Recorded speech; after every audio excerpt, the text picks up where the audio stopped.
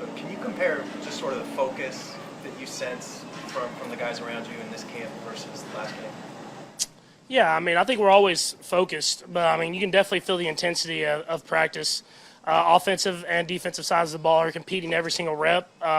We understand that we didn't end the season how we wanted to last year, so we have to find a way to get better so that we can find a way to end it how we would like this year. What has to happen on Saturday for you to get through the night and feel like, okay, I got what I wanted out of this game? Yeah, I think just going out there and executing in and out of the huddle, making the right calls, getting the ball into my hand, making some plays happen. And then you would always like to score, but at the end of the day, I think if we're the communication, the procedures of in and out of the huddle with so many new guys, especially on that offensive line, I think that would be a win for me just throughout this first game. I know you've developed chemistry with all the receivers, but is it more comfortable for you to have the same guys in kind of play in and play out, or the way that, obviously I'm talking about the fact that Sammy's gone, there seems to be a combination of guys filling that role.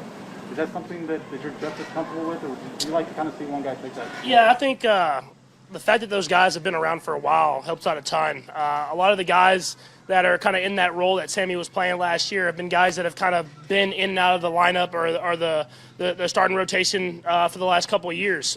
So having guys like Pringle, D-Rob, McCole, Kemp, Dieter, all those guys in there making those plays and kind of trying to fill that void the best they can. It's something that I have a comfort with of them being in there and running the routes the way that I want them ran. Patrick, are you trying to be more disciplined and footwork and work in the pocket through all these practices, or is there less that you want to scramble maybe in years past just to get a better feel for how the pocket is operating around you?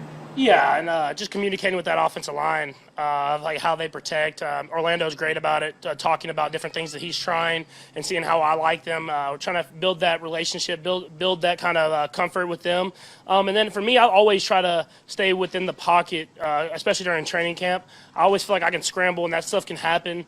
We work on it, but I mean, it can happen throughout the game. But let's work within the pocket, go through the reads, and see how the play's working. And that's something I'm assuming you want to translate to Saturday as well. Yeah, for sure. Especially going against a defense like we're going to be going up against. The 49ers have a great defense. A lot of great pass rushers, a lot of great guys that are still from that Super Bowl team. So it'll be a great challenge for us, and we're excited to go out there and play against a defense of that caliber. Patrick, Orlando was saying the other day he's working on some things like you mentioned that you like, that you want him to do things a certain way. Is there a breaking-in period for a quarterback and a left tackle like there maybe is for you and a receiver? Yeah, I mean, there definitely is trying to find which each guy is comfortable with. Definitely at that left tackle position, a lot of times you're on an island out there. You're going up against usually the defense's best pass rusher. And for him, he's trying different stuff, seeing how I like it. We communicate. You can see us communicating on the sideline. And we try to find that right spot so that when we go into the season, we're ready to roll. Coach E had mentioned that you guys want to try to involve Clive a bit more in the passing game this year. What have you seen from him so far in what is a little bit of a boosted workload?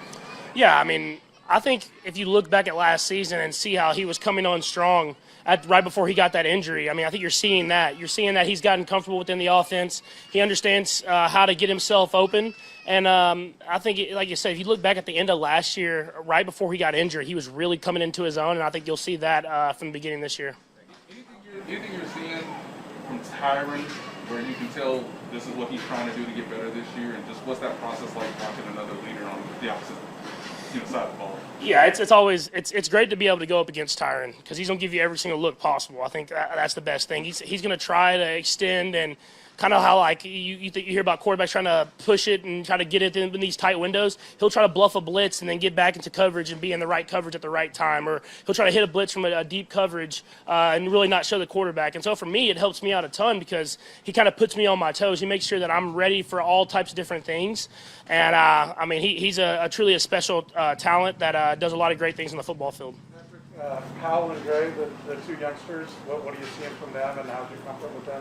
Yeah, they're coming along strong. I mean, it's hard when you come into this offense, learning all the different things of how we do things, how we run routes, and the repetition and the workload that you get in this offense playing those positions. But I think you see that every single day they're getting better, and they'll be vital parts of this team coming out throughout the season. So I'm excited for their growth. Do you process, like when you draw back, you know, hey, did it work so fast in your mind that this is a young guy, I got to guard against this as opposed to a veteran a little bit, or no, is it just it's too No. fast and things like that? I treat them just like anyone else. I think I go through my reads. I try to make the throws at the right areas at the right time.